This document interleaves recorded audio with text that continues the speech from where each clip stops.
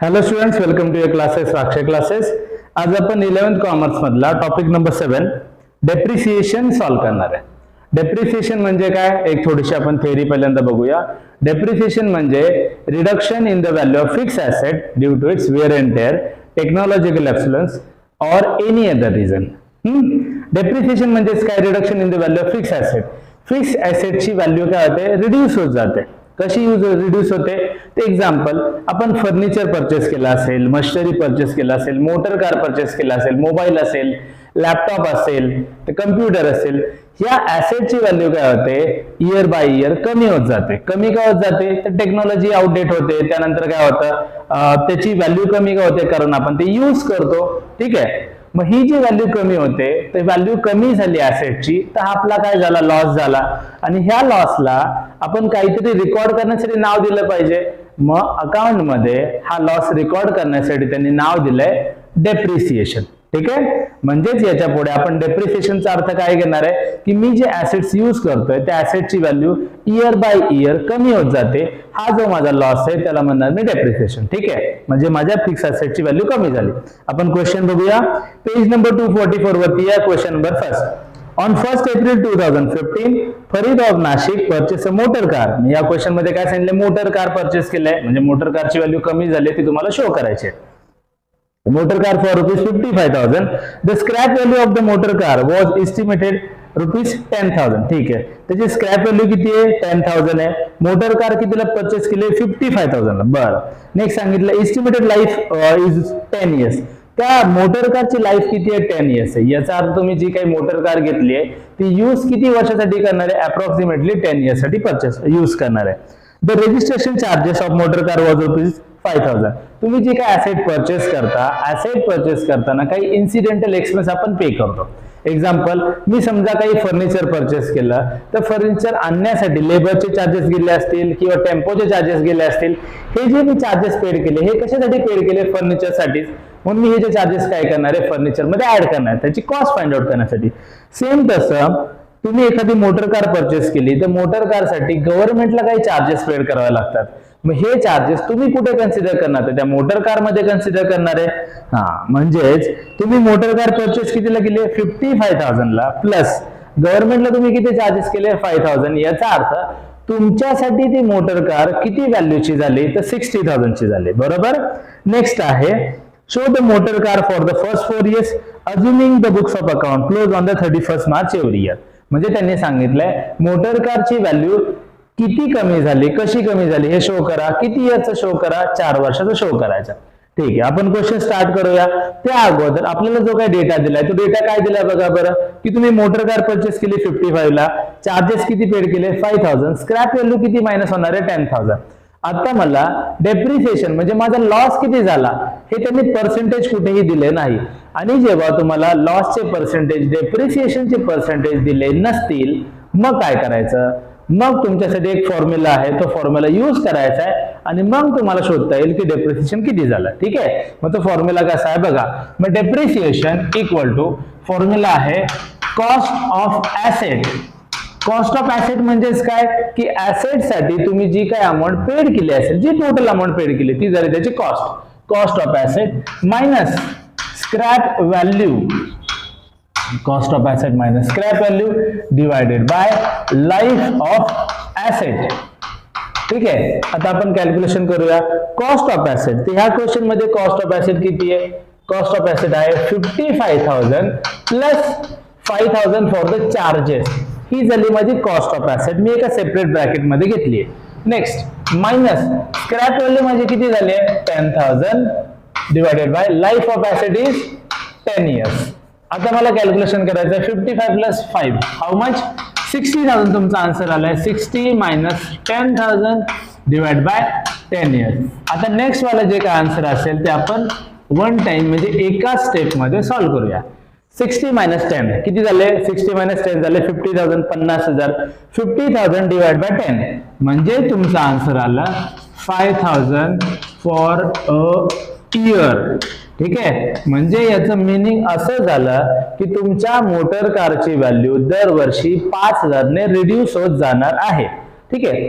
आता अकाउंटिंग बाजूला राहू द्या, एक नॉर्मल पर्सन आपण जर घेतला तर तो कसा सॉल्व्ह करणार, अकाउंटनी आपण नंतर सॉल्व्ह करू.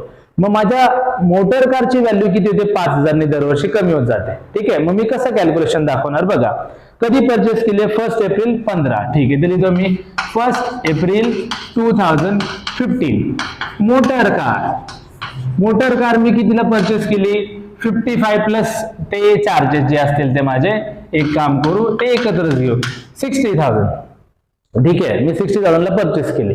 आता आपण कॅल्क्युलेशन करणार आहे, दरवर्षी माझ्या मोटर कारची व्हॅल्यू काय होणार आहे, कमी होत जाणार आहे. आता ज्याला अकाउंटिंग माहित नाही तो काय करणार, दरवर्षी कारची व्हॅल्यू कमी करत जाणार, लेस करत जाणार. मग इथं लेस व्हॅल्यू कमी झाली त्याला काय म्हणतात, डेप्रिसिएशन. मग डेप्रिसिएशन शोधणार, डेप्रिसिएशन किती, फर्स्ट इयरचं, एका वर्षाचं.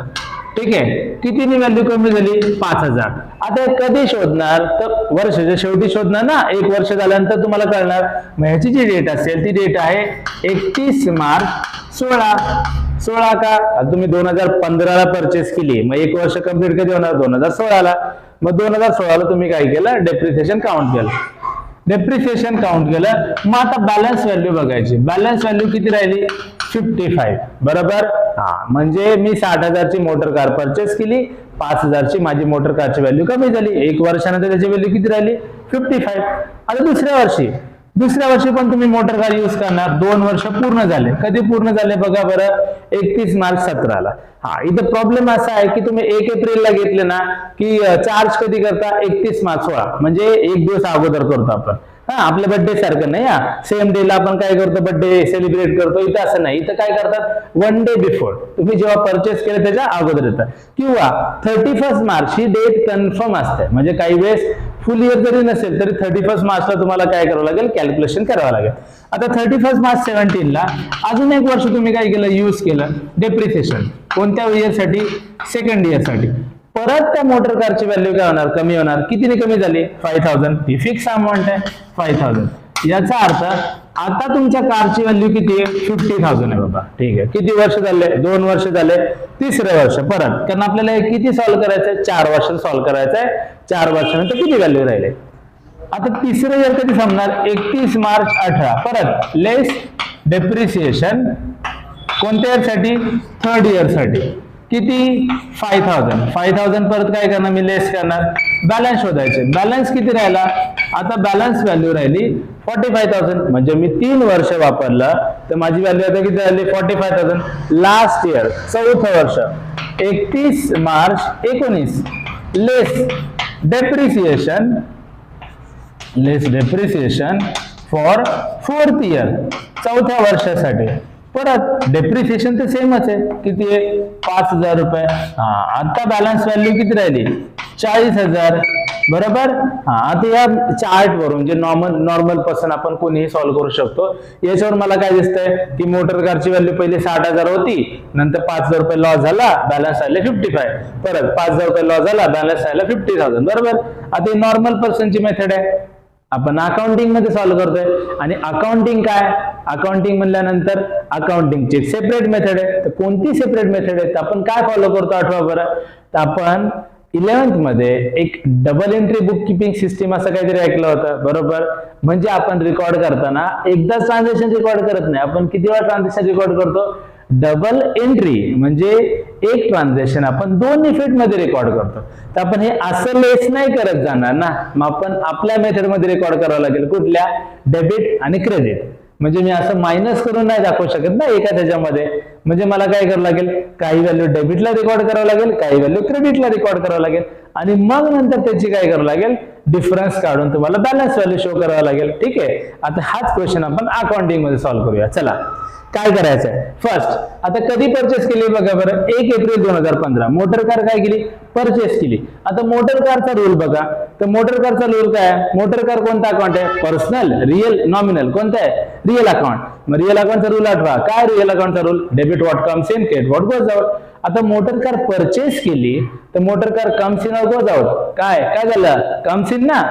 म्हणजे मोटर कार कुठे आली, डेबिटला. म्हणजे एंट्री काय होणार, motor car account debit to bank account. कारण आपण आता कॅश पे नाही करणार, ऑनलाईन ट्रान्झॅक्शन करणार, म्हणून कॅशच्या ऐवजी मी काय घेते, बँक घेते. मग एंट्री झाली motor car account debit to bank account. मग आता motor car account debit to bank account, मग जर मी मोटर कारचं लेजर बनवलं तर मोटर कार मध्ये मोटर कार तर येणार नाही, मग राहिलं काय त्यामध्ये बँक अकाउंट. मग एंट्री मध्ये बँक अकाउंट कुठे आलं होतं, क्रेडिटला, मग इथे कुठे येणार डेबिटला. चला डेबिटला या, रेकॉर्ड करा. काय रेकॉर्ड करणार आपण, to bank account. To bank account डेटला किती आहे 1 एप्रिल 15, अमाऊंट किती आली 60,000. ठीक आहे झालं. किंवा तुम्ही असंही लक्षात ठेवू शकता बघा, मोटर कार रिअल अकाउंटचा रूल काय, debit what comes in credit what goes out.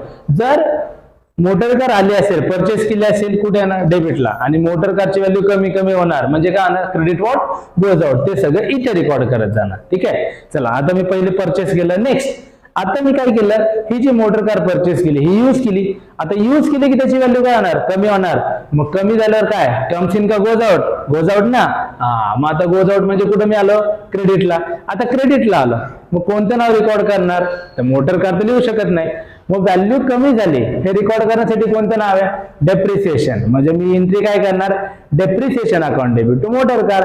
किंवा आपल्या मोटर कार मध्ये आलं तर व्हॅल्यू काय झाली, कमी झाली, म्हणजे काय लिहिणार मी, डेप्रिसिएशन अकाउंट. चला मोटर कार मध्ये या, 31 मार्च 16 बाय डेप्रिसिएशन अकाउंट. ठीक आहे. आलो, किती व्हॅल्यू रेकॉर्ड केली 5,000. बघा म्हणजे मी सिम्पली कसं रेकॉर्ड केलं, debit what comes in credit what goes out. Motor car आली म्हणून कुठे रेकॉर्ड केलं, डेबिटला. आणि मोटर कार गेली म्हणजे आहे, आपण लिटरली मिनिंग घेऊ नका की मोटर कार गेली. मोटर कारची व्हॅल्यू कमी झाली म्हणजे मोटर कारची व्हॅल्यू कमी झाली म्हणजे मोटर कार गेली, म्हणून काय रेकॉर्ड केलं, बाय डेप्रिसिएशन. झालं फर्स्ट इयर. आता तुम्हाला व्हॅल्यू शोधायची, बॅलन्स किती राहिला. बॅलन्स किती राहिला बघा बरं, तर 60,000 ची मोटर कार होती बरोबर. आता 60 मधून त्याची किती रुपये व्हॅल्यू कमी झाली, 5, म्हणजे बॅलन्स व्हॅल्यू किती राहिली 55,000. आणि ही जी बॅलन्स व्हॅल्यू कमी राहिली त्याला म्हणतात by balance carried down. 31 March 16 हे असं अकाउंटिंग मध्ये दाखवतात. हे असं नाही दाखवत ना, लेस करून सेपरेट दाखवतात की हे डेबिट साइड हे क्रेडिट साइड. ठीक आहे. चला आता दुसरा effect, by balance cut down आपण काय करतो, पुढे पाठवतो. 1 एप्रिल 16 काय नाव लिहिणार, टू बॅलन्स ब्रॉड डाऊन. किती बॅलन्स आहे 55,000. ठीक आहे लिहिला. आता नेक्स्ट सेकंड इयरला परत आपण काय परचेस केलंय का, काहीच नाही, म्हणजे मोटर कार आली नाही. नेक्स्ट पण आपण यूज तर केली म्हणजे त्याची व्हॅल्यू काय झाली, कमी झाली, म्हणजे परत मोटर कार गोज आउट का, गेली म्हणजे कुठे येणार क्रेडिटला. मग काय रेकॉर्ड करणार, गेली म्हणलं कोणतं नाव लिहायचं, डेप्रिसिएशन. तर लॉस झाला, परत तेच लिहायचं. मग काय 31 मार्च 17 मग bye depreciation account. Bye depreciation account किती व्हॅल्यू कमी झाली 5,000. मग परत तीच व्हॅल्यू देणार, बॅलन्स शोधायचा. आता बॅलन्स बघा बरं किती आला, मग 55 त्याची व्हॅल्यू होती, 55 मधून 5,000 परत कमी झाले. याचा अर्थ आता म्हणजे सेकंड इयर झाल्यानंतर मोटर कारची व्हॅल्यू किती राहिली 50,000 बरोबर. मग त्याला आपण काय लिहिणार 31 March 17 by balance carried down. झालं सेकंड इयर. बघा पहिल्या वर्षी त्याची व्हॅल्यू किती राहिली 55. आपण डायरेक्ट लेस करू शकत नाही, असं लिहावं लागेल डेबिट क्रेडिट. इथे पण सेकंड इयरला किती व्हॅल्यू राहिली 50,000. बघा debit what comes in credit what goes out. आता नेक्स्ट हा बॅलन्स पुढे पाठवूया.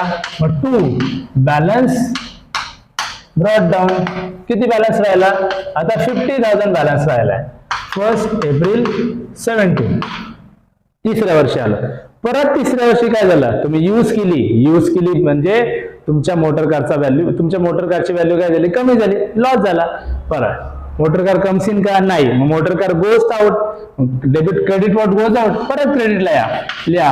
आणि गोज आउट झाल्यानंतर कोणतं नाव लिहिणार, एकच, बाय डेप्रिसिएशन अकाउंट. किती रुपयाची व्हॅल्यू कमी झाली 5,000. म्हणजे इथं डेप्रिसिएशनची अमाऊंट काय फिक्स आहे. या मेथडला म्हणतात फिक्स इन्स्टॉलमेंट मेथड. ठीक आहे. डेट लिहा. आता डेट किती येणार 31 मार्च 18. ठीक आहे. चला बॅलन्स शोधूया. बॅलन्स किती आहे 50,000. 50,000 50 मधून 5 गेले, आन्सर किती झालं 45,000. मग by balance carried down 31 March 18. म्हणजे हा टॉपिक लक्षात ठेवण्यासाठी तुम्ही कोणती गोष्ट लक्षात ठेवू शकता, तर बर्थडे जसं बर्थडे आपण काय करतो, दरवर्षी काय करतो, हॅपी बर्थडे, त्याच डेटला काय करतो, सेलिब्रेट करतो. सेम तसं इथे डेप्रिसिएशन काय करतात, प्रत्येक वर्षी कोणत्या डेटला काढतात, 31 मार्चला. फक्त चेंज काय होतं बघा बरं, प्रत्येक वर्षी इयर, जसं बर्थडे मध्ये होतं बरोबर, दरवर्षी काय चेंज होतं, इयर चेंज होतं. आणि तुम्ही जी काय ऍसेट यूज करणार त्याची व्हॅल्यू तर कमी होत जाणार आहे, म्हणून आपण त्याची व्हॅल्यू काय करतोय, कमी करत जातं. झालं. आता लास्ट इयर, 4th इयर. चला पहिलं बॅलन्स लिहून घेऊया. टू बॅलन्स ब्रॉट डाऊन किती आहे, 45,000. 1 एप्रिल 18 तुम्ही यूज केली, परत त्याची व्हॅल्यू काय झाली, कमी झाली, म्हणजे क्रेडिट वॉट गोज आउट, गेली म्हणल्यानंतर परत क्रेडिटला आलो मी. काय नाव लिहिणार, bye depreciation. Bye depreciation account. किती डेट आहे, 31 मार्च 19. किती कमी झाली, 5,000. व्हॅल्यू कमी झाली, शोधा किती राहिले. मग आता टोटल आहे 45,000. हे 45 तुम्ही इथे लिहिले, 45 मधून 5 गेले, आन्सर राहिलं 40,000. त्याला पण आपण काय म्हणणार, by balance carried down 31 March 19. आणि हा बॅलन्स काय करायचा, पुढे पाठवायचा. 1 April 19 to balance brought down. किती आला, 40,000. झालं बघा, इथे पण 40, इथे पण 40. पण आपण ही मेथड फॉलो नाही करू शकत ना, आपल्याला काय करावं लागेल, डबल एंट्री बुक किपिंग, म्हणजे debit what comes in, credit what goes out, असं रेकॉर्ड करावं लागेल. जेव्हा तुम्ही काहीतरी परचेस केलं, तुमच्याकडून काय केलं, बँक अकाउंट, आणि जेव्हा तुमच्या ऍसेटची व्हॅल्यू कमी झाली, तुमचा लॉस झाला, मग तो लॉस रेकॉर्ड करण्यासाठी आपण कोणतं नाव रेकॉर्ड करणार आहे, डेप्रिसिएशन. Depreciation, depreciation, depreciation. ठीक आहे. हा झाला आपला डेप्रिसिएशनचा फर्स्ट क्वेश्चन. असेच क्वेश्चन बघण्यासाठी आपल्या चॅनलला सबस्क्राईब करा. भेटूया पुढच्या क्वेश्चन मध्ये.